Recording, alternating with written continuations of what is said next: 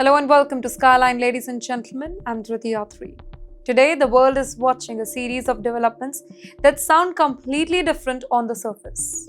We have 8 stories, one global picture.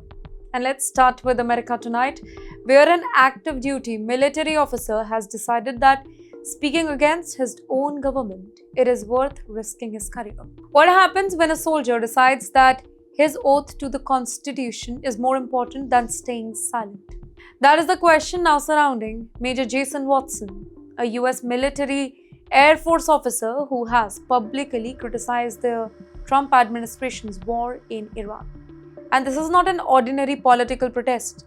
Mr. Watson is an active duty military officer. He has already been arrested after publicly calling President Donald Trump's removal over the Iran war. And now he's saying something that could have serious consequences for his military career. He is willing to pay the price for speaking out. In an interview with CNN, Mr. Watson explained that if he simply complained privately, his words would remain just that, words. He wanted to make a much big statement because, according to him, there comes a point when remaining silent that becomes its own decision. And he knows exactly what he could lose. Military personnel, they can face punishment for certain form of disloyal or the controversial speech directed at the president or senior officials. The consequences, it can be severe, potentially including loss of pay, discharge from the military and imprisonment. So why take that risk? Well, here Mr. Watson says his motivation comes from his oath to the Constitution.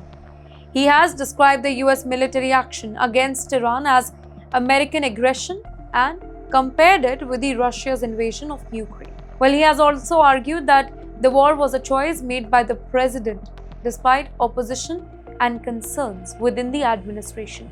In fact, he has gone even further. He has called the action unconstitutional. Now, whether one agrees with Mr. Watson or strongly disagrees with him is a separate question here. The larger issue is this: how much dissent can exist inside a military during wartime? A military depends on discipline. Orders have to be followed. The chain of command has to function. But here, the US also has a constitutional system that protects political expression and places the Constitution above all the individual leaders. And that creates a very complicated tension here. When does military discipline collide with political dissent? Well, Mr. Watson appears to have decided that he is willing to find out. He says he asked himself what the highest price was that he was prepared to pay, and decided that publicly standing behind his belief, it was worth the shot. That is a remarkable gamble, because for an active duty officer protesting against the government, it is not simply a political statement. It can become a career-defining decision. And as America debates the war in Iran, this case could become another battle, not on the foreign battlefield, but over the limits of dissent at home.